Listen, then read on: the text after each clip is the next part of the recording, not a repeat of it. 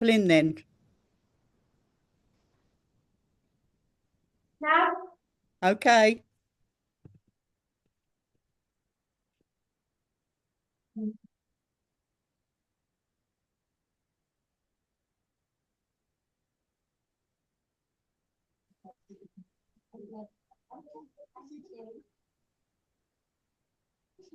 Good evening, everybody. Welcome to another GFMA evening of poetry, music and spoken word.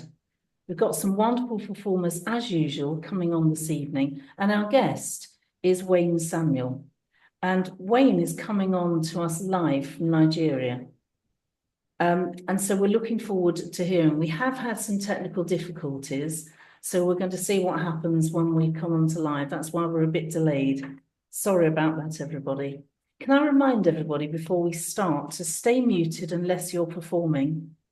If you can find the chat function on your computer or device, it would be lovely if you could share some of your comments in the chat. I'll try to pick them up from here and I'll share them with the performers. And then that way it feels like we're all connected. So I'm going to start. So the two songs that I'm going to do tonight, I'll do one now and one a bit later, are actually sort of connected. So I found these songs and I thought, this is interesting. So this one, the first one, is this is a love song. And it's called Stolen Hours. And I suppose this was written after I'd been married for about 2 years. And the stolen hours actually refer to deciding that we never saw each other enough, actually. I was at college, Dawn was at work, and we decided that we would take a day off and go to Greenwich Park for the day. And that's why it's called The Stolen Hours. And then the second song, interestingly enough, is also about the two of us and was written really recently. So I thought it was quite interesting to look at what I was writing 2 years after marriage in about 78, 79, and what I'm writing nearly 50 years later. So this is the first one, Stolen Hours.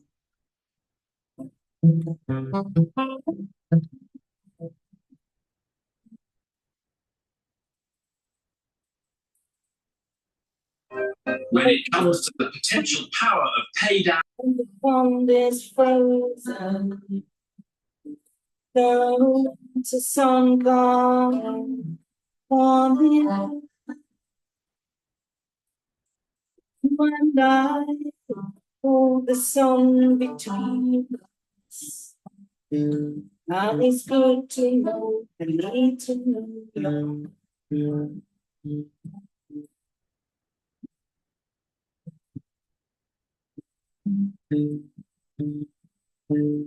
We were walking through the stolen hours, wishing time could slowly creep. And if certain days could last forever, then it would be mine, it would be mine too. And the ice is the cold of your love. So it's the warmth of a smile. We can look into the pond, but we let our toes get stuck. But I can't feel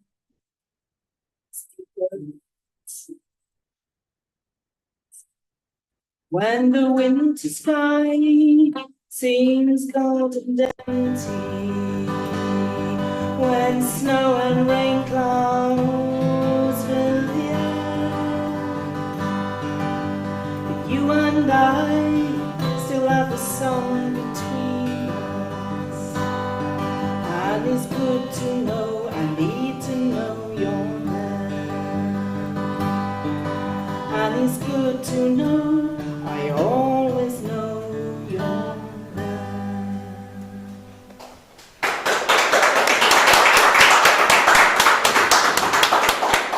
Thank you very much.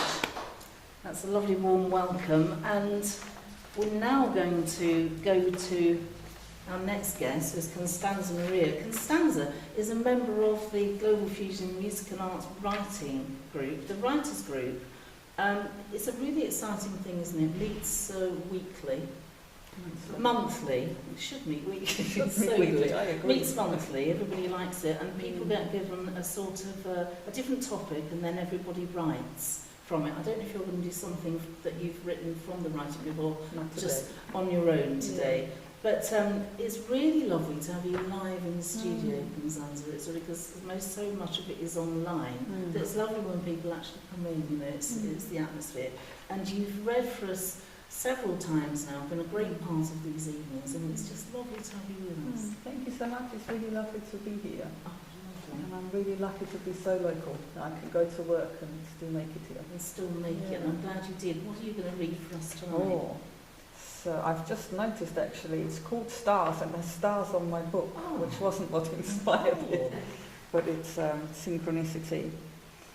When the stars align, you will be mine. Or so the story goes, that I, like so many girls I grew up with, believed. My friend Bess says it's a scam, this ridiculous notion that one day you find your soulmate and live happily ever after. Since I was a young girl, I've been drawing this house that has a tree outside and faces behind the windows that look happy and content. I thought being an adult was going to be easy, that I could just leave behind my country, my family, my past, even a whole big part of myself, in a bid to pursue this dream, finding my perfect match, and of course, he was going to be a real catch. And he would worship the ground I walk on, and our children would thrive in this blissful atmosphere we would create for them together. Must have watched one too many episodes of The Waltons or The Cosby Show. Well, if this dream was truly possible, I have royally screwed up, trying to leave behind that part of myself that suffered the most so I could survive. Well, it turns out that part cannot and will not be left behind, nor should it be, as I would not be here without it. So every time I tried to ride off into the sunset without it, I was caught short.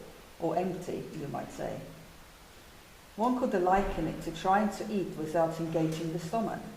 Some miraculous way of choosing the food, dishing it up, exploring the delicious flavour in the mouth before swallowing it, and then somehow passing it straight from the esophagus to the internal waste disposal system. I don't like the word esophagus, by the way, because one of my children started bleeding from the esophagus, and that was the beginning of his end. But that's another story that doesn't fit into my happily ever after, yet was very much meant to be. Returning to my imagery of the human digestive system to describe whole parts of life I was literally unable to digest, because the main operator, the stomach, was majorly malfunctioning. Well, the point I'm trying to make is that my relationship with myself was so dysfunctional, I couldn't really function well in relationships with others either. There is another twist to this experience of ongoing connection errors, and this is also best left for another day. What I'm trying to say is that after many years of soul-searching, studying, falling down, and often staying down for some time before getting up again, what I presented myself with as the ultimate solution, and the solution always was going to come from somewhere inside of me in the end, even if I really didn't want it to, this long-awaited and hard-fought-for solution turned out to be some weird mixture of humility, trust, and outrageous courage to be myself. And we meet another twist, and this one we'll need to pursue, otherwise we'll get lost. This twist caught me completely off guard. After many, many, many failed attempts to find this soulmate, this perfect match, this man that was like me deep down, that would finally complete me, I simply ran out of fight and finally surrendered to the fact that I had to find a way to make myself happy. Nobody was going to come and do it for me. I looked upon the devastation that was my own soul, all dry and brittle from a lifetime of self-neglect, self-hatred, and and accepted that I would have to just pick up the pieces myself and learn how to painstakingly put myself back together again. Little did I know it was this exact process that would finally bring you into my life, my heart even, and I did protest at the start, as when I was finally ready to accept that I have to complete myself, you showed up out of nowhere and completed me with apparent and swift ease that was simply annoying after all my laborious attempts that yielded but small and occasional progress. It was you, it was always you, you were always there. I just wasn't ready to let you in before. Thank you for not giving up on me, Mr. Right. I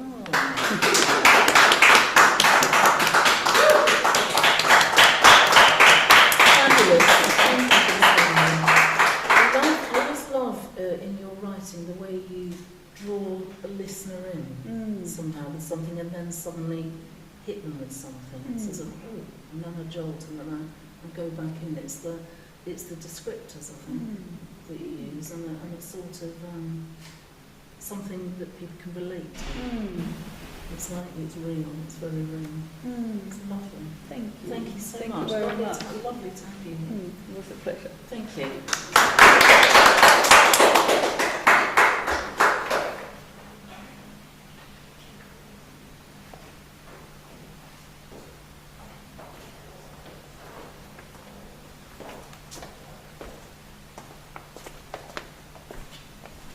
I'm just looking on the chat because it's always worth picking things up. And somebody's written powerful stuff and somebody's written great thanks. So it's you can look at these sort of later, but they're all on there.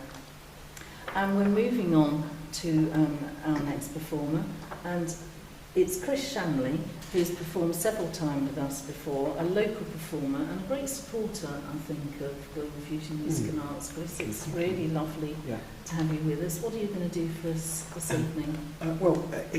It's lovely to be here, as it always is, and it's nice to come into the studio, as you say. So I have three pieces. I'm going to do the first one is from my great uncle Francis Ledwidge, who was a poet and a soldier in the First World War.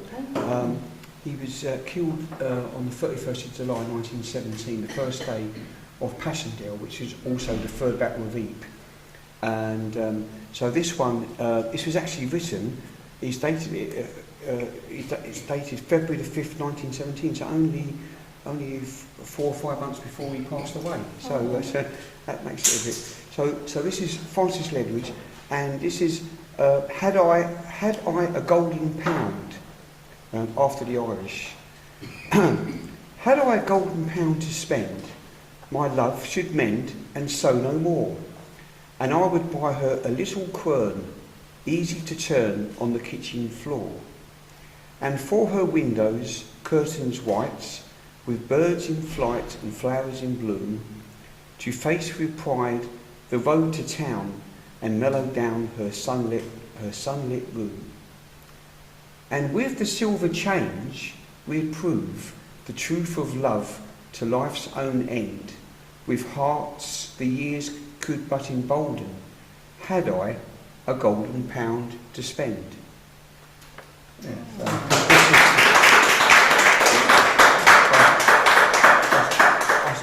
Perhaps that last line maybe references to poverty maybe and stuff like that in hard times.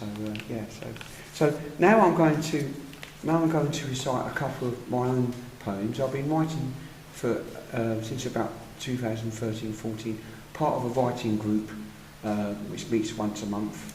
And I've decided I've chosen a couple that are kind of fairly humorous, a bit up to, maybe it suits me sometimes to be a bit like that. So this first one's fairly short. Flower power. Oh, I know we should be thankful, but these extra orders are frightful. The roses, though, are delightful. But where do we find the room? Oh, and please do not assume that all will be sold. I should be so bold to say. Many droopy red roses left to be stared at and left bereft of a recipient feeling loved and blessed. So the idea, it just occurred to me, you know, there's these things that you know, what happens to all the lovely flowers that don't get sold, you know, some get thrown away, don't they? So, you know, hopefully they're appreciated at some level. I love listening to what's inspired someone to write something. Yeah.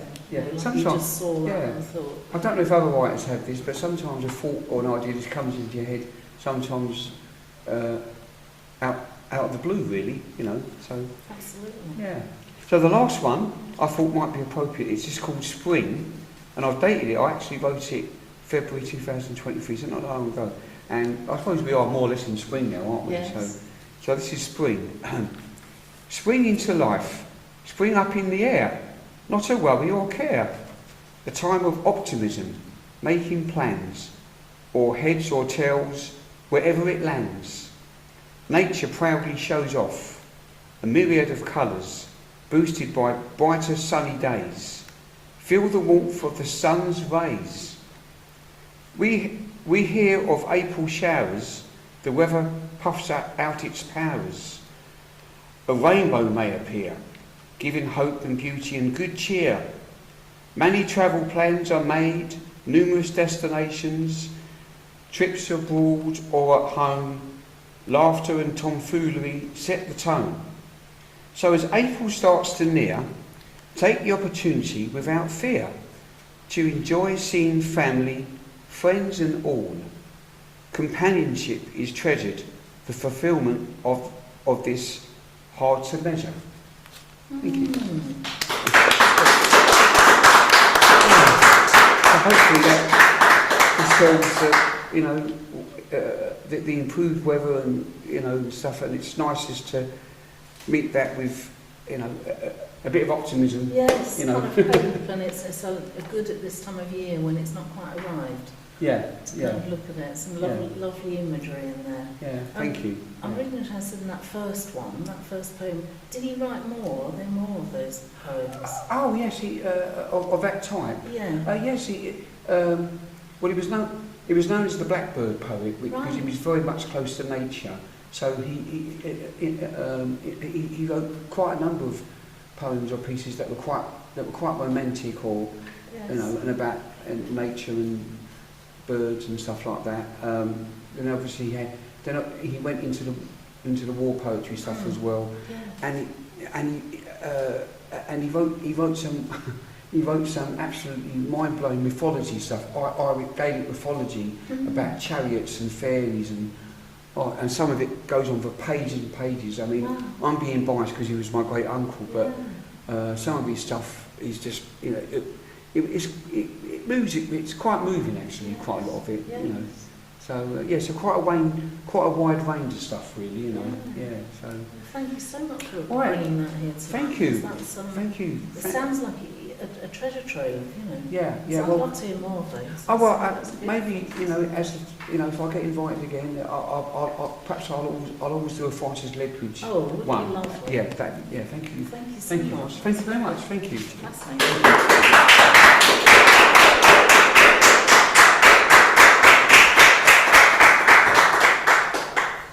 It's lovely to hear something like that, isn't it? It's a sort of, you know, it feels like a find.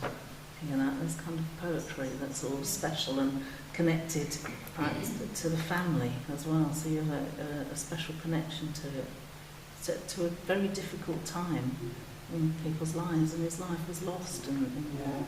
Yeah, I'd love to hear more. I'm sure other people would as well. It's suddenly, you know, for people who write and fascinate, we're always fascinated in finding something like that, I think. I'm sure everyone listening is thinking, I'd like to know more.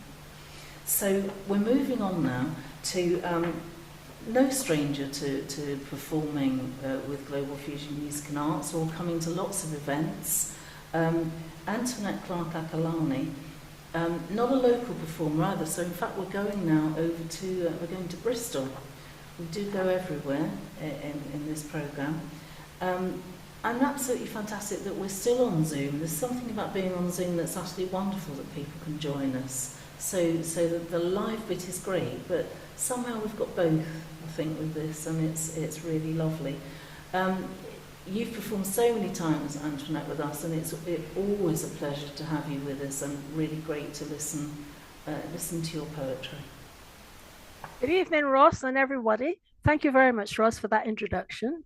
Now, because this is Women's Month, March is Women's Month, I'm going to perform 2 poems from 2 women who I admire very much. The first one is Meta Davis Cumberbatch, and her poem is A Child of Nature. Shackled? No shackles can bind me. Enslaved? I am free.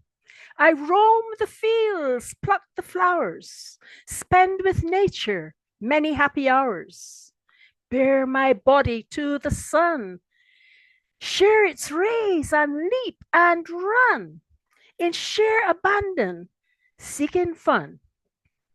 In little things, I have great joy.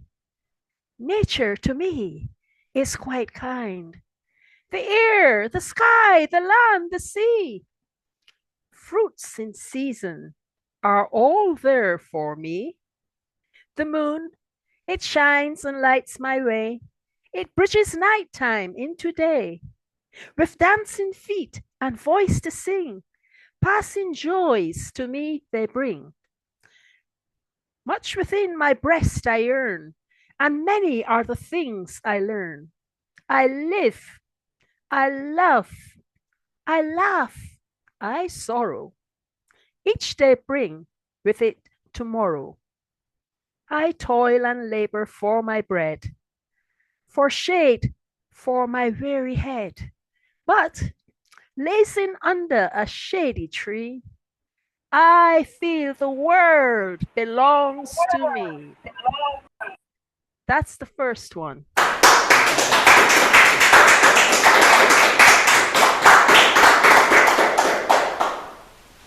The next one is by Maya Angelou, and that is called Still I Rise. You may write me down in history with your wicked, cruel lies. You may trod me in the very earth, but still, like dust, I rise.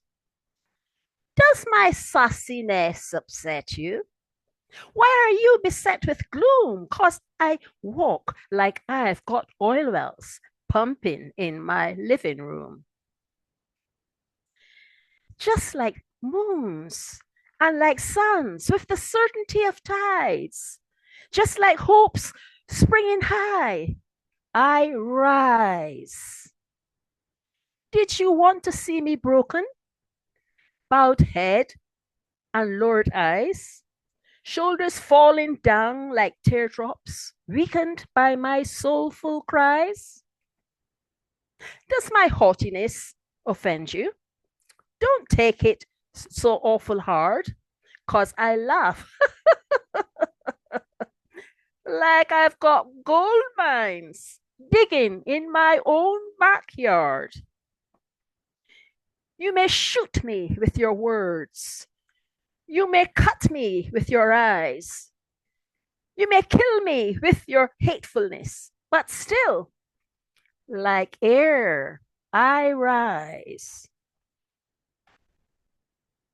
Does my sexiness offend you? Does it come as a surprise that I dance like I've got diamonds at the meeting of my thighs? Out of the huts of history's shame, up from a past that is rooted in pain, I'm a black ocean, leaping and wide, welling and swelling, I bear in the tide, leaving behind nights of terror and fear into a daybreak that's miraculously clear. Bring in the gifts that my ancestors gave. I am the dream and the hope of the slave. I rise.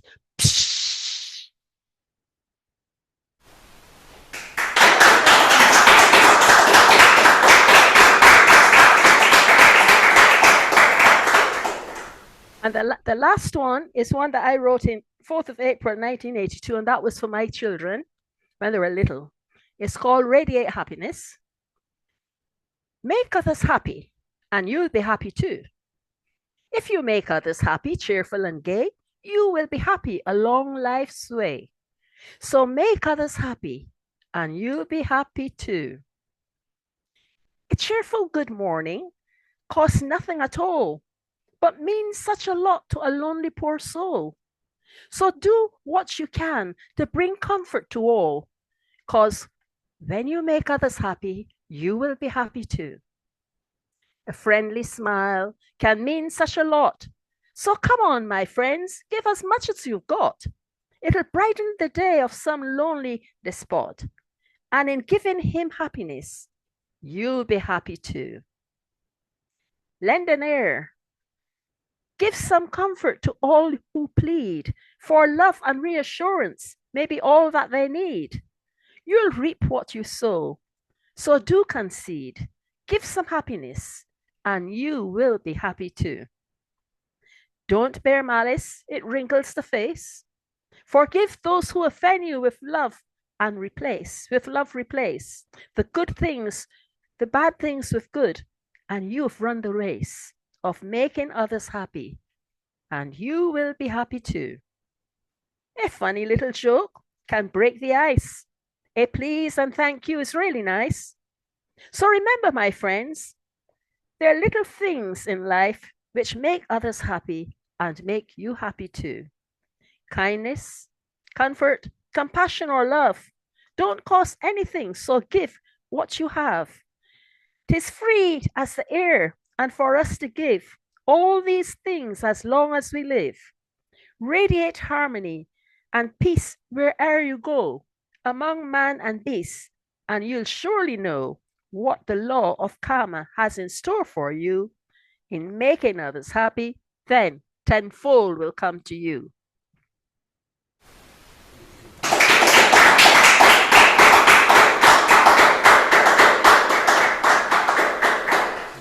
Thank you so much, Antoinette. That was a really lovely selection of poetry there. Thank you so much. And beautifully read. And you really make the words come to life, actually. And so different, all of them. And you know, the way the intonation in your voice gets the difference of all of those. It's really lovely when you join us, and it really lifts an evening. Thanks for coming. It's lovely. Thank you.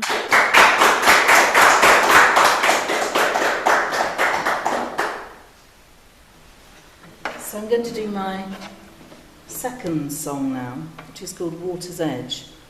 And this is so this is that same relationship, 47 or so years on.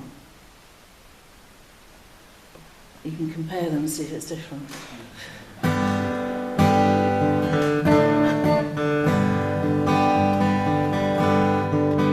At the water's edge, when the sun is low, shadows dancing, seabirds homing, when the evening calls and time moves slow, walk the sands with me through our surely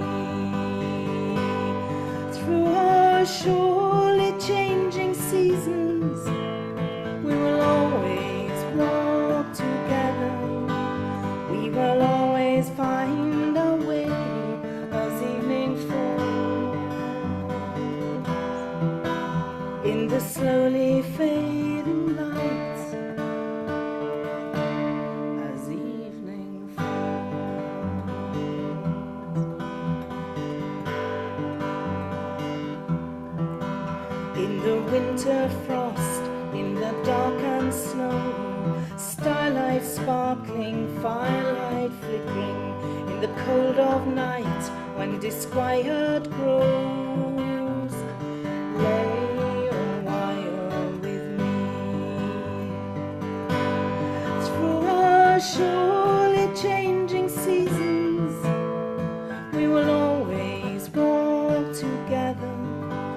We will always find our way as evening falls. In the slowly fading light, as evening falls.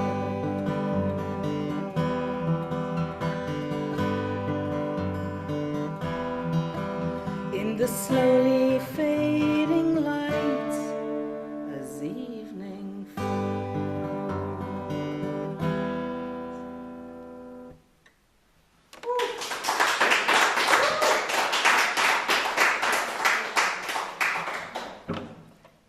Thank you very much.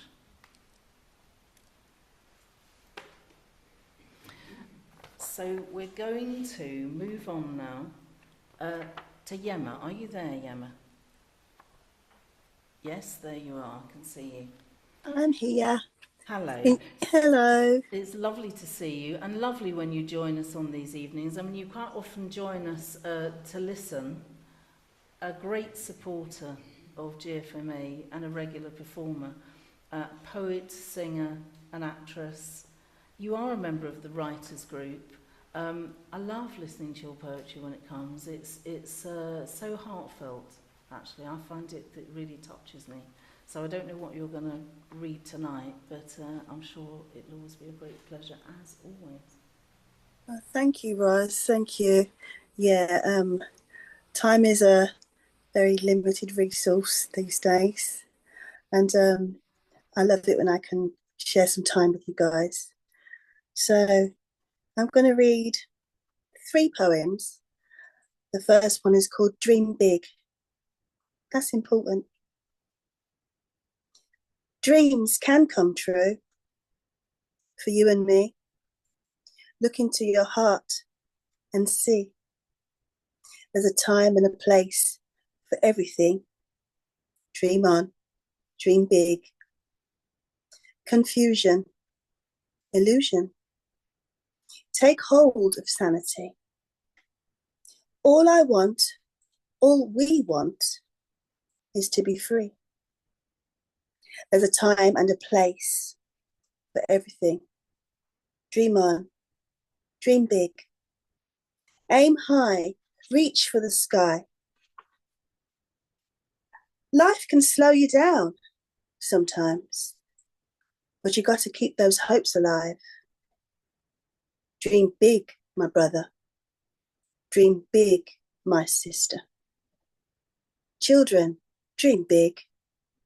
There's a time and a place for everything. Dream on, dream big. Dream on, dream big.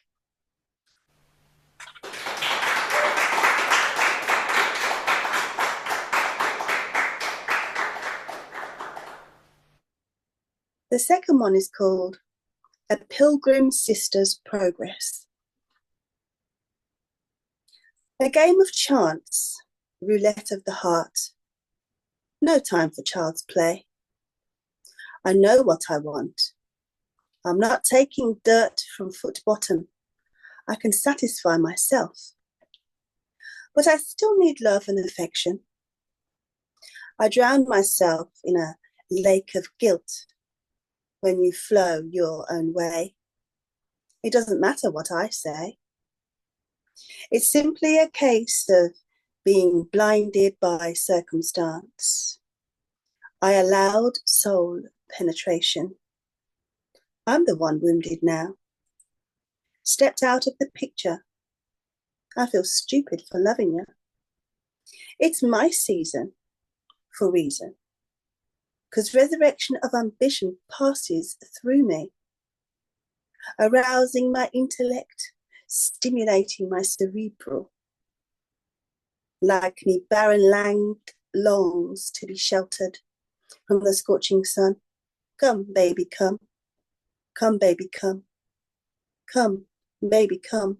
Dry your eyes. Tears spilt are a blessing in disguise. Don't be deceived by negativity's lies. What did you expect to feel in this web of black skies? Knowing where I'm coming from. Don't make your difference. I'm sick of pretense. I'm on defense. Harass me. Yeah, I'll let you, 'cause I believe in karma, honey. What goes up must come down, even though it's insanity's wish to impart hurt, shredding my heart into tiny pieces that can only be put together in forensic labs. I'm finally seeing sense. All this time I never knew sex and love had their difference. The lamb done bleed out on the slaughter altar is done, dead, kaput. Ayanla says there's value in the valley of the shadow of death. At times it's hard to take in breath and sense the good from the bad.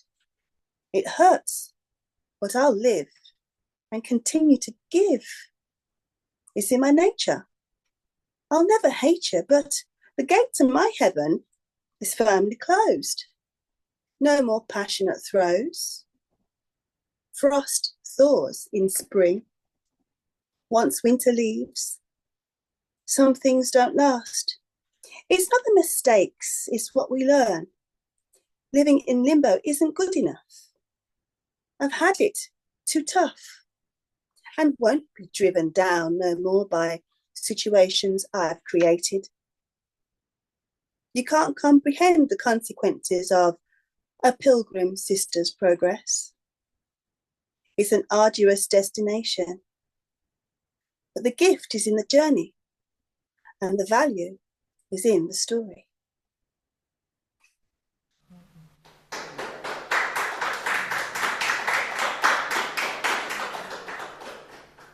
And the last one is called Why I Do It. Why do I do what I do? Some say I waste my time. Soon it will be my time to shine. I say a dream is a dream. Why would I need a cure for a simply marvelous imagination? Why do I do what I do? For congruent satisfaction. It pays no pounds, but it gives relief from the noises I so often hear inside my head. While lovingly drawing a smile across my face, why do I do what I do? I do it for a crave for therapy that works again and again. It feels incredibly good. It's my catharsis.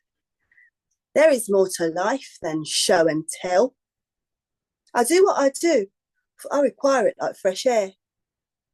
I live to create, so I continue to keep doing what I do with this gift of expression that frees me from inner incarceration. Thanks for listening.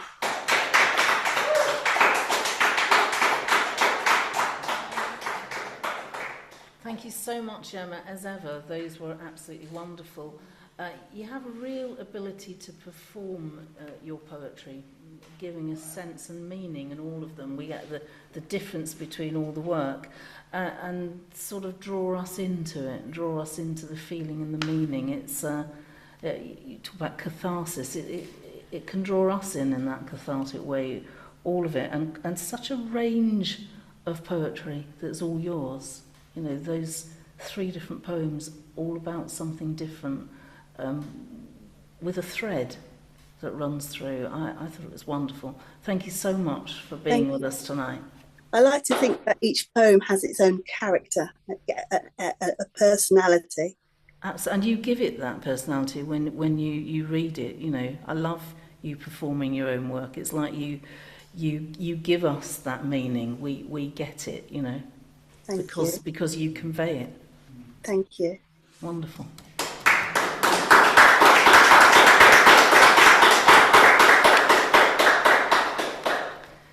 And we are coming now to the guest part of the evening, and I have to say I'm not too sure how this is going to go. We had some problems earlier, as I was saying, connecting in and being able to hear, and it may be difficult going in and out with me asking questions. We're going to see how it goes, and we may have to have Wayne. You may have to just do a whole section presenting your work and perhaps introducing us to each bit without me kind of interjecting. I'd love to, because the lovely bit is when I love it really, I get to ask you questions about your process. If I can't do that because we don't hear, can you share your process with us? Because that would be lovely. I'm going to introduce you first, Wayne, and give you this is a summary. This is a sort of promotional stuff about you. This is it that I'm guessing you wrote and put down that you sent us. So I'm just actually going to read that so that everyone's got that about you before we even start. Does that sound okay to you? Give me the... Yeah, that sounds good. Good. Okay. So I'm going to start now. That sounded a bit clearer. I don't want to jinx it. So I'm just going to start with an introduction, and we just might be able to do this. It would be great, wouldn't it? So Wayne Samuel. I'm reading this directly off what you sent. Wayne Samuel is a renowned spoken word poet, filmmaker, and marketing professional. Winner of the inaugural La Casera Spoken Wars Poetry Slam, and the only consecutive winner ever of War of Words, Nigeria's premier spoken word slam. His fiction has been longlisted twice for the Kumaro, I don't know if I'm saying that right, Kuramo Writers' Prize, and once for the Island Prize. In the corporate arena, his work in advertising as a copywriter has seen him described as the young Don Draper of the Nigerian advertising industry, crafting award, winning copy and concepts. With a bachelor's degree in mass communication and professional certification in creative entrepreneurship, Wayne's body of work in poetry and fiction seeks to dismantle the conventions of African creativity and expression, utilising new technology and challenging the single story and notions of what it means to be authentically African by subverting form and style. I read that and I thought, wow, this is exciting. And it instantly, I don't know about anyone hearing it, makes me want to know more and want to hear it, Wayne. So I'm really hoping we can. I'm going to hand over to you to maybe just add a little bit to there, a little bit about yourself, what you're going to do tonight, and should we just see how it goes between us? Yeah, let's see how it goes. But I can hear you. I can hear you perfectly now. I don't know if you can hear me.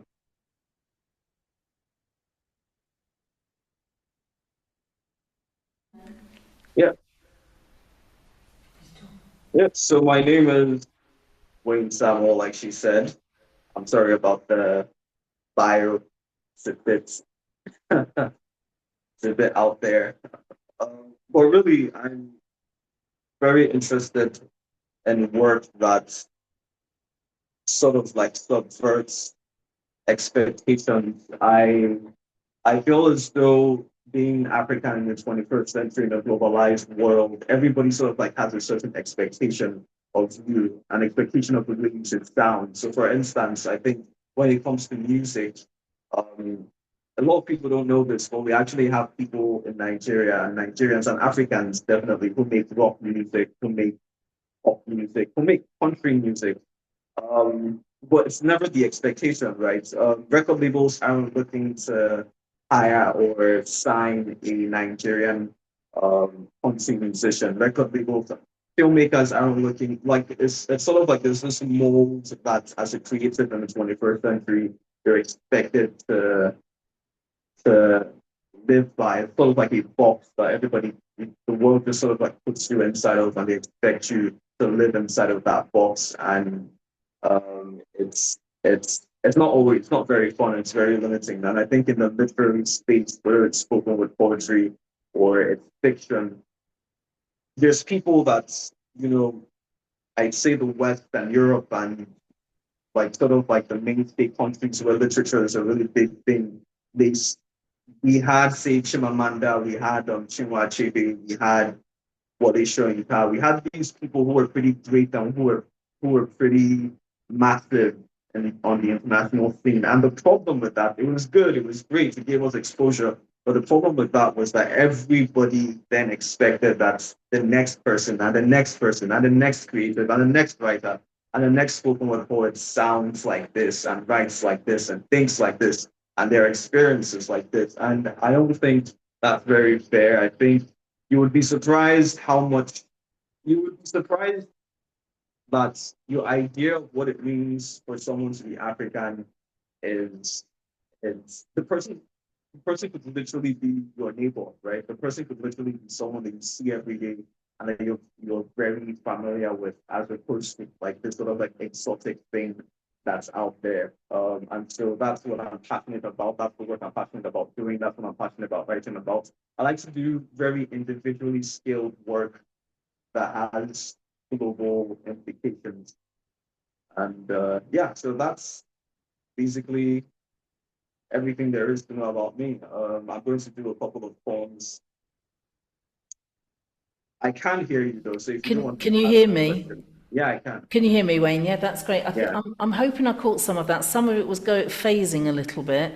Uh, It might be useful to speak slowly when you speak, okay. and then there'd be more chance of catching it. But I think, tell me if I'm right, I think I caught that. I think you were saying that people can be put into boxes, boxed, and Yeah. that this is how African performers perform, and this is what they do. And actually, what you're talking about is a diversity of performance that maybe isn't captured anywhere else other than Africa, and we don't really know what's going on.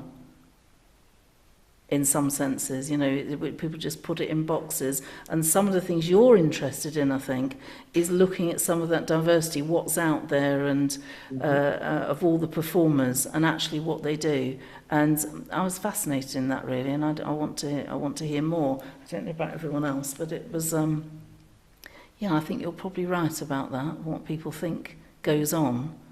And hopefully this evening we're going to hear about what really goes on, certainly from your perspective. So would you like to perform, and what are you going to do, some poetry for us, or writing, or what were you going to do this Poetry. evening? Poetry, absolutely fantastic. So it would be really useful for you to tell us a little bit about the poem before you start, because it's hard Okay. hearing it, so that we set the context for it, if that's okay, and Sounds then go slow, yeah? good. Yeah. All right. Lovely, thank you.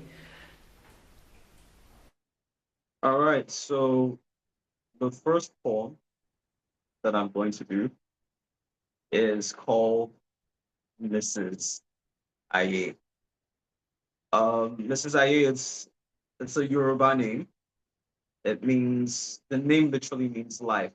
Aye means life, right? And I wrote this to sort of create a metaphor for capitalism in, I think, the third world. I think because there's such economic hardship, people tend to be more hyper capitalistic, right? They're very passionate about ambition and money, and this is sort of like a cautionary tale. So yeah, so this is Mrs. Aye. I'm going to go straight into it. There's going to be some cultural slang, but if there's anything anybody doesn't get, I'm open to explaining after the poem is done. So this is Mrs. Aye. Mrs. Aye is the life of the party. She dresses to kill in her Armani. Not even her Kimi could play with her money. And when it comes to making love, she's got a very active drive. Her husband's always busy at his 9 to 5.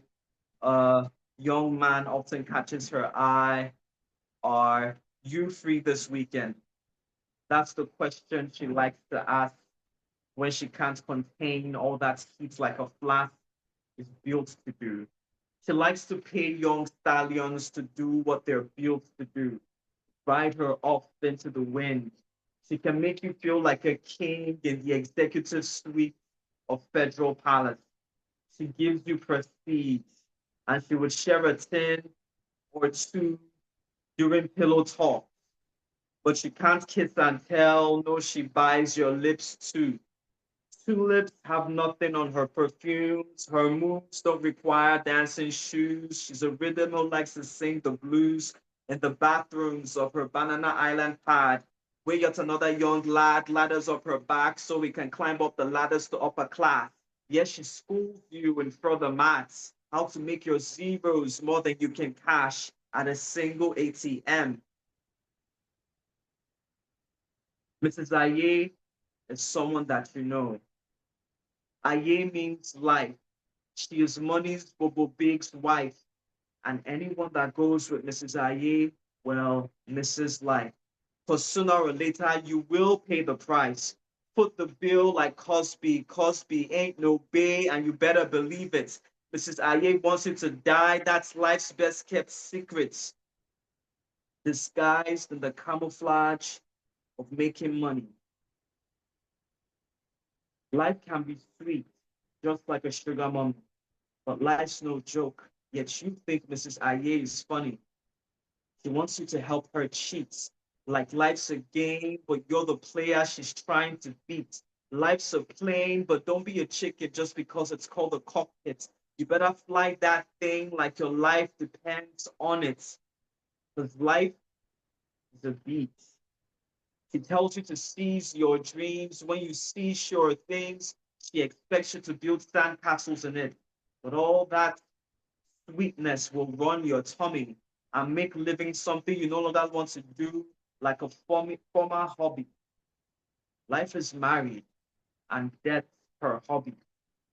Trust me, you don't want to commit adultery. You don't want to make that matrimonial bed because you're going to have to lie on it when Aye changes her true colors on your head, because if you're unlucky and her husband finds out, you will quite literally F around and find out. Because Mrs. Aye's husband will pull up and knock your lights out.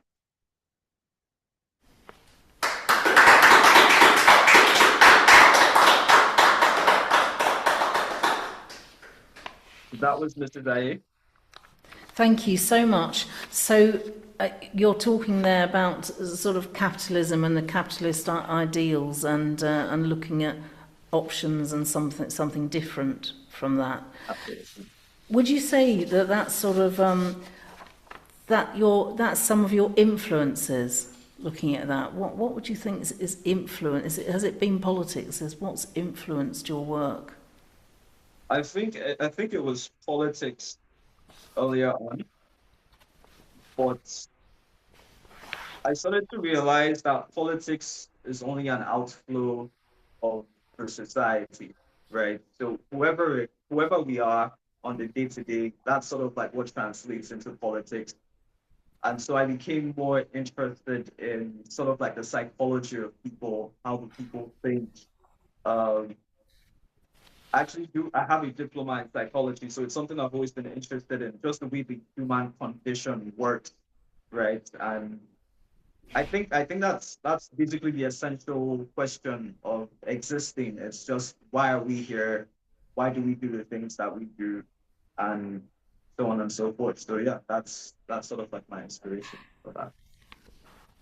Yeah, that's fascinating. So it starts in some ways on an external level. When it starts with politics, it's kind of stuff that you see around you, and when you start looking a bit deeper, then it's the people who kind of live the politics.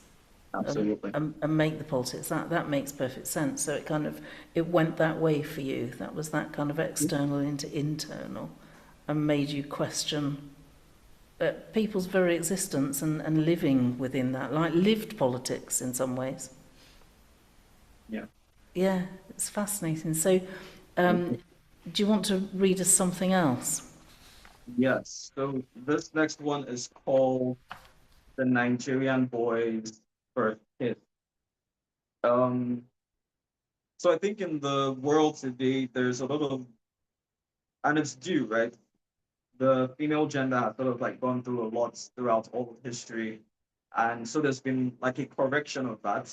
And some might say an overcorrection to the point where I think the boy child is very sort of like neglected. And I think it's part of the patriarchal problem, whereby you sort of like think boys are indestructible, right? So where you would overprotect the girl, you sort of like leave the boy to his own devices. And I think that leads to a lot of vulnerability in terms of, it's ironic, it leads to the boy child being more vulnerable to harm.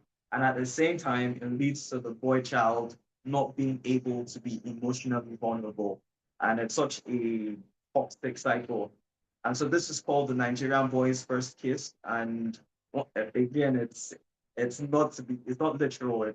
It's sort of like a metaphor for that wider problem of just the neglect of the male child. Yeah, and it goes like this. The Nigerian boy's first kiss often comes from the pressed lips of a house help. And it's sad because 7 out of every 10 guys you know was abused by the hired maid, and they wear their trauma like badges of honor. Fun stories to be told at bars while alcohol sterilizes the horror, and no one ever listens. So when pain leaves scars, he calls them hickeys. He keeps working hard at holding difference till feelings become an occupational hazard. That's why you'll never see vulnerability hanging on his breath like nose rings. There's only hardness hanging from his neck like rosaries. A Nigerian boy's first kiss with the police, it's all peace. His body is a temple, and so they take him to the police station to fall upon his own knees and beg for mercy from their brutalities. A Nigerian boy's first kiss with a shoulder to cry on is met with closed lips, and the doors that were shut in his face are the doors that he keys into when he closes himself off. Because if no one was ever there and there's no fear, then there's no fear of them leaving you.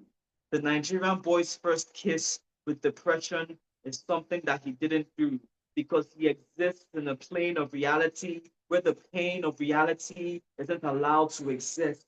The Nigerian boy's first kiss with everything was a meeting of lips and hammers because every first kiss left him shattered. My first kiss, or at least the first one that mattered, was with a girl called Wando. Beside a staircase, she took the steps to make me a man. And though we never spoke again, the memories etched in my brain. So that's so what's a first kiss to me? It's anything that sticks out like a tongue in the mouth of our existence. It's the things we'll remember because of their significance. And dear Nigerian boy, I pray you get a lot of those kinds of first kisses that are like a Rudy Francisco poem or a Quickie Amazing prose. Experiences that with your consent stand on their toes and awake you to the sleeping beauty of what it means to be truly loved and safe and happy and alive. Yeah, that's a Nigerian boy's first kiss. Wayne, that's so powerful, that poem, so powerful. And I think for me, I sort of really understood what you were talking about there, from moving from the politics to the heart of people and experiencing. And here we're talking about the early experience of boys, really, and how difficult that is, that suppressing of emotions and going through.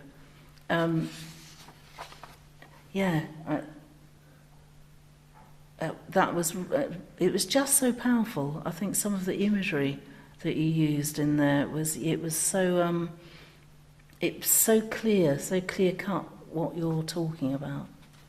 Thank you so much. What would you like us to know about you? Uh, I think the fact that I'm like an art nerd. I'm a very artistically inclined person. It's probably the one. It's probably the second most important thing that I live for, besides I think God, right? It makes life worth living. I'm very passionate about art, so that's why I'm very happy to be here. I'm like, to me, this is life, right? People would like to go to the club, or they would like to go to have these other kinds of experiences. But for me, like, I think art is very life-giving, and it's one of the most powerful things in the world. So yeah, I read a lot, write a lot. Uh, yeah, sounds kind of And you cliche do lots considering. of the arts, don't you? I mean, reading your bio there, it's not Yeah, just writing, is it? absolutely. It seems it's all lots of things with the arts. Um, what else, as well as the writing of poetry? Tell us some more about some of the other media that you're using, because that sounds really interesting. Yeah, so more traditionally, I do fiction. I'm very I'm very prone to speculative fiction. I like to think about things like I like to handle things like I'd say the climate, because I don't think there's a lot of African perspective on climate action currently, and it's interesting because we sort of have like a closer relationship with nature, so I think our perspective on things is very unique. Um, it's sort of like I feel like the climate conversation right now is just people preaching to the choir, whereas there's all these so many other perspectives. I know that Native Americans, for instance, probably also have a very specific perspective on the climate conversation. And so my fiction just sort of goes to those interesting places. I really don't like domestic stories. Um, Julian Barnes is one of my favorite writers. He does a lot of domestic stories, and he does them well. But personally, I like things that sort of have a very strong conceptual take. um, Something else that I really play around with is artificial intelligence for video generation. I think we're in an interesting place where you no longer have to have like an insane budget if you want to say execute a video for your spoken word form or for your music, or for whatever it is really. I think that AI is sort of like a leveler where everybody can be has the tools to be a bit more creative, you know. That we could use AI to be more creative. Yeah, Yeah. and at that time, isn't it, where it's really odd at the moment because it's new and because it can also Mm-hmm. be dangerous. There's lots of stuff. Yeah. Yeah, absolutely. So Yeah. we're in a yeah. I think you're right. I think we're in an interesting time of seizing new technology and using it creatively, and I don't know, kind of looking at it and seeing what it can do and what it's capable of, without shutting down that fantastic creative bit. I Yeah. agree with you. Yeah. I see things AI and I think, oh, this is marvellous. And then I hear things that don't sound so good, and I think, oh, Yeah. how do we harness it? And I guess that it feels the same with anything like this, with new discoveries, we don't want to block them out, but when people get hold of them and it's dangerous or whatever, but it kind of stops that creativity, and I can hear that excitement in you in the creative side of it, which is absolutely fantastic. And I think I'm there with you, actually. I see some AI things and I think, oh, that's wonderful. Then I hear the other stuff and yeah, I don't want that Yeah. either. But that's the age we're in. Yeah. We're in that Absolutely. we don't want to hold anything back, but we've got to tread carefully with it, really. So I think Louise has got a video, haven't you? That we haven't tried it out, so we're really trying out something new and Yeah. see how it goes. I would like Would you to like to hear do it?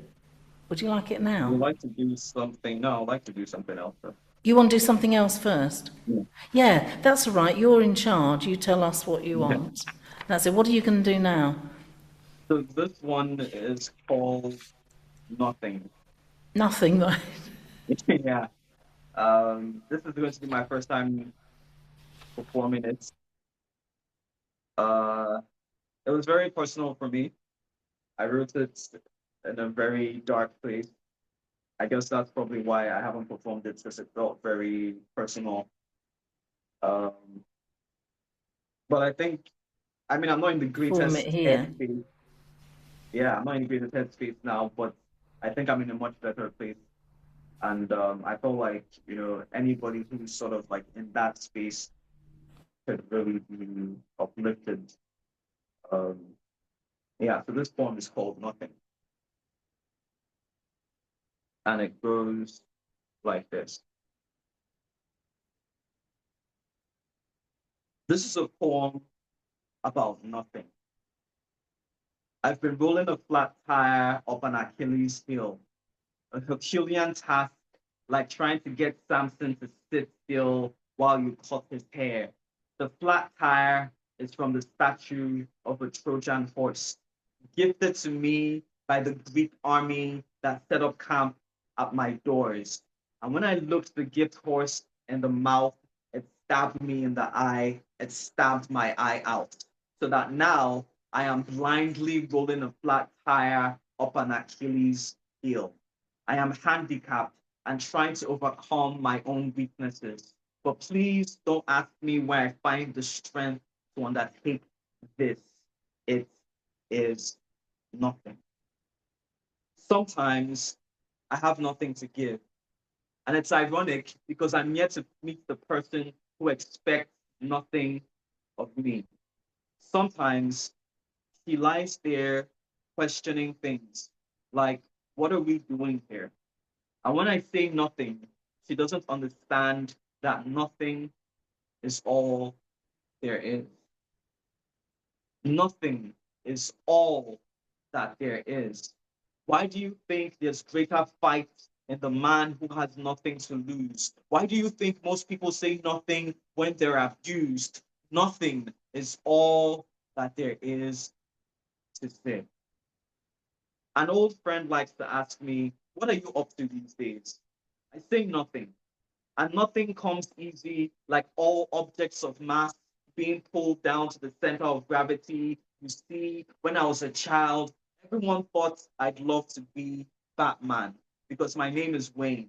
But like every trend, I bucked this too. I was in love with Big Blue, the Boy Scout. I wanted to be like Superman. I wanted to defy gravity, to be able to carry the weight of the world and not go under. In the end, I was only able to carry, as in Stephen King, I was only able to carry, as in see the world as one big annoying high school and wanting to destroy everything that's in it. But still, this malignant spirit, this messiah complex runs next to my desire to kick the bucket, such that I have not yet figured out whether I am standing at the blunt edge of this bridge to fly, plunge into an existential crisis of meaninglessness, and die. My best friend is always having girl trouble. Forgive me, that was pathology. My best friend is always having girl. I try to tell him that when a woman says he means nothing to me, she isn't saying he is not doing something to me, and it sings and it stings like the birds and the bees because this simple world has tried to convince mankind of two incredibly erroneous things. One is that the devil does not exist, and the second is that women are purely emotional beings. The world tries to put women in a box like earrings, but if the woman is in a box, she wants out, and she's perfectly capable of doing man things, like banging Shay from the finance department's brains out.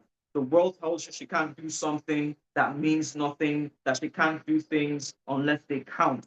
And the finance department, Shei's head was on straight when he came onto her, but Shei was happy, as in gay, when he came out, and he thinks he took something from her, but really he took the most, because there's a lot of fishes in her net, and really it's kind of gross.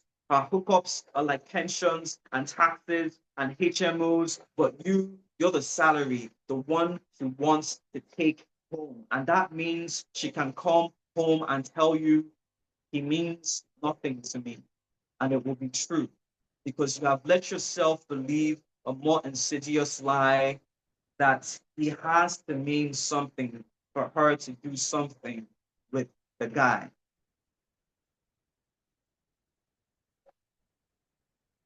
Nothing hurts more than being alive.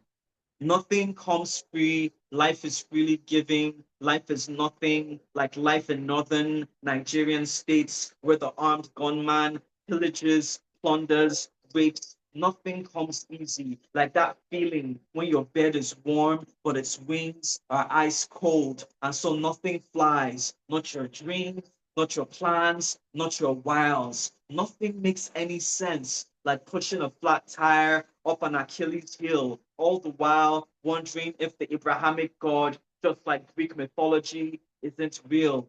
Nothing lasts forever, and you're not hearing that right. Nothing is the only thing that lasts forever, or at least that's how it feels on a nothing night, at the end of a nothing day, the caterpillar's tail of a nothing week. You try to cocoon over the weekend to become a butterfly month, but it never does. It only moths back to the flame that sparked the big bang of this eternal game of cat and mouse, where the mouse is meaning, and even the most agile of minds can't pounce upon it. Nothing is real, and you're not hearing that right. Nothing is the only thing that is real. And if duality always strikes twice, then something must also be real, because only a Sith deals in absolutes, and you could be Obi-Wan Kenobi going in for the kill with the moral high ground of your Christianity or self-belief or faith, things that make nothingness hard, but nothing comes easy, and you're not hearing that right. Nothing comes easier than nothing. It's always there in the silence after she laughs. It's always there in the air when she gasps. There in the vibration of her quivering laps. It's always there after the sermons elapsed, after the preacher and pulpit are points in the past. It's always there in the emptiness and gaps when a family member hugs you. Nothing is in the cracks of a smile. Nothing is on the other end of the number you dial when you can't be left alone with your thoughts.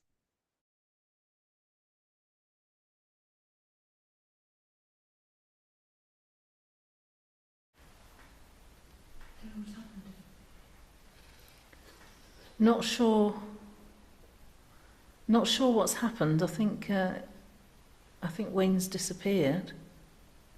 Are you there, Wayne? Oh, what a shame. That was fantastic, wasn't it? So powerful. Oh. Does the video need him to say things? Yes, it does. It's there for a backdrop. We have to have that.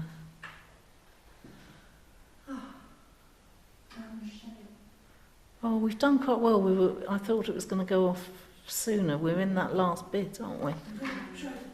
What a shame. We're going to try calling him. Oh.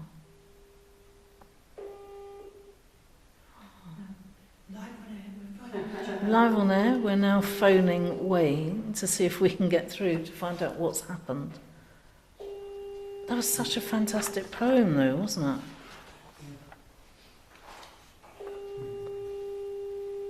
It's such a shame that this has happened. Yeah.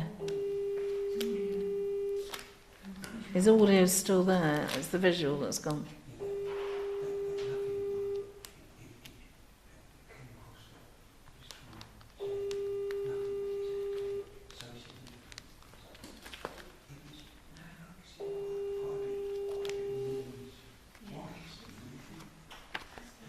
We've lost.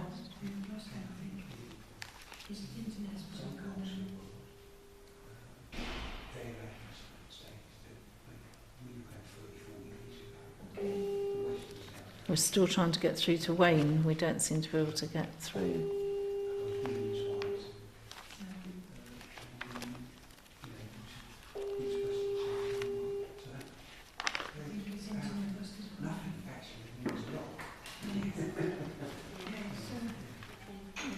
And we can't play, and we can't play the. We can't. Maybe we'll message him and say, perhaps we could have him back, next time. Yeah, To do a bit more. that would be good, because that was, it was such a shame. That was really lovely, wasn't it? It was a great evening. What a shame. It was lovely, wasn't it? Yeah. Can we give Wayne a big round of applause? And I think we're going to. Try to have him back on another evening, because it was I was moving on to look at the themes, because there are absolutely obvious themes in that work about people being put into boxes, and and I thought that would be really great to pull out. But I'm afraid that's it for us now. I want to say a big thank you to all the people who performed, to Constanza Maria, to Chris Shanley, to Antoinette Clark-Akalani, and to Yema Sekmedmat, and of course absolutely to Wayne Samuel, though I'm hoping you can still hear us. I think, other than that cutting off, it has been a really wonderful evening actually, and quite a privilege to listen to everybody's work. So that's good night from Global Fusion Music and Arts. Are there any notices, Louisa, while I'm on here? I can't think of. No, but just to say, we're back on the 24th of April, but also to say, check out the Global Fusion Music and Arts website, because we are still running free workshops, and there's a great range of workshops. I'm sure people find something that suits them. They're all free of charge to either attend online or to attend personally, so do make use of them. Lovely to be here and lovely to be with you all. And yes, and we are celebrating 24 years at the moment, so happy birthday to us, and we'll see you soon. Good night.